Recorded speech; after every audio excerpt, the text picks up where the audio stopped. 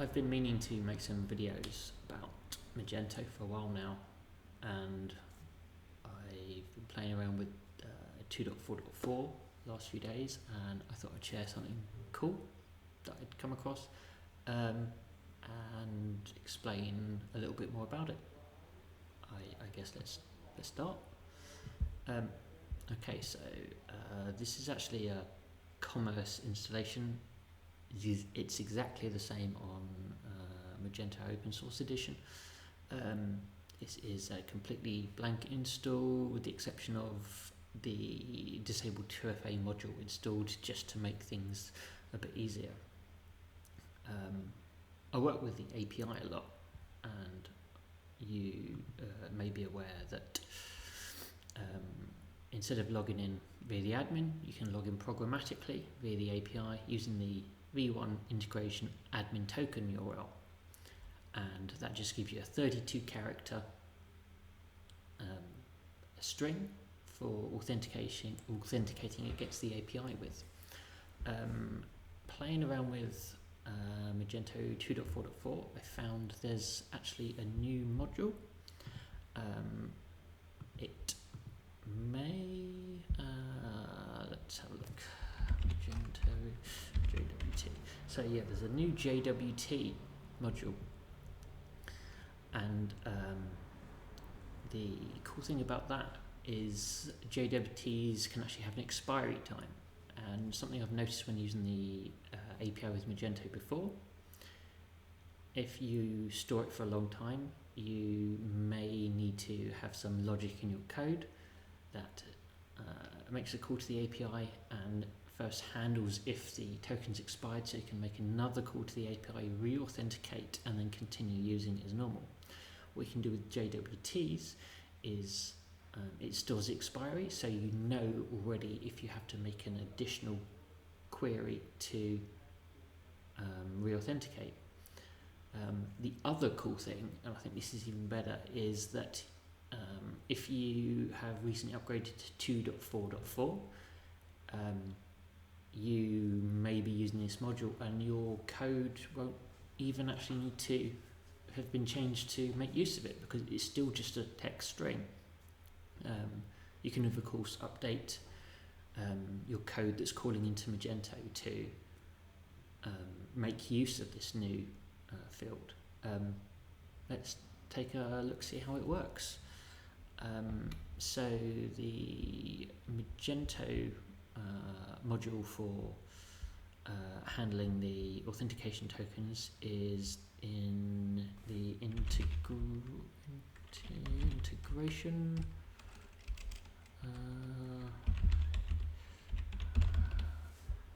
Where is it? Module integration, here we go. And the API endpoints declarations are stored in webapi.xml. And here we go, v1 integration admin token. So let's jump into that and go to the implementation admin token service. And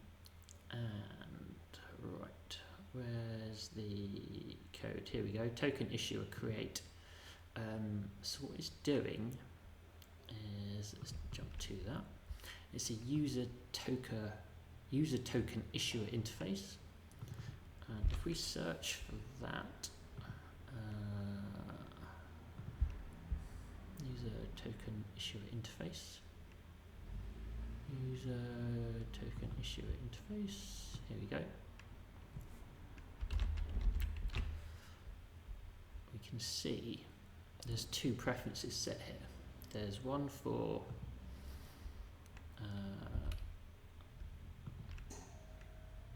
actually that would have been easier. One for the integration opaque token, which generates the 32 character string, and there's the other one from the JWT user token module, and they both have this create method which generates a token. So how does that work? Well, we've got the, let's take a look at the module JWT. Where is it? JWT user token. So yeah, by default, the that interface is used by the admin token service, and it's defined in the integration module with an implementation. It's the opaque token class, but we also redefine it in the DIXML just here, and there's no conflict because, as you may or may not be aware, the module XML loads the Magento JWT user token module after Magento integration is loaded, which means when the XML is merged, the matching preference for this interface is replaced in the merged XML with this class, which means I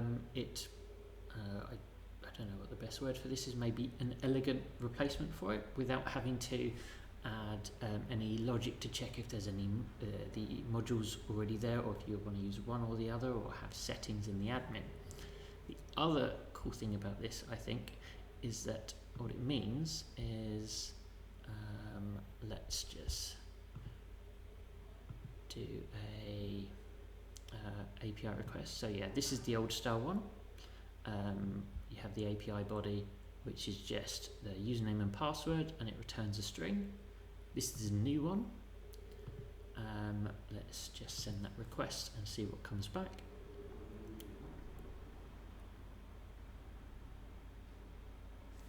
So we've got this JWT token here, and let's just copy that into a browser.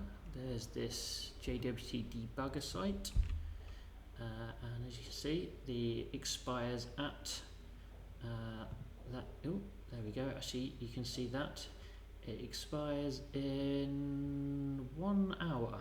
Is it 1 hour? 1951? Yeah, 1 hour. So when you're using that in your code, you can actually check whether it's expired or not already. Yeah, the other cool thing, what I think is pretty cool about this, is because it's just a module load preference used to determine which class is used. If you still specifically want to use the standard 32 character string, all you need to do is disable the JWT user module, JWT user token module. So let's do that now. In Magento module disable.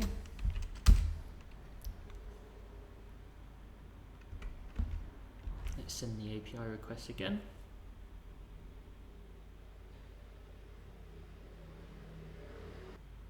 There we go. Back to the same 32 character string as before.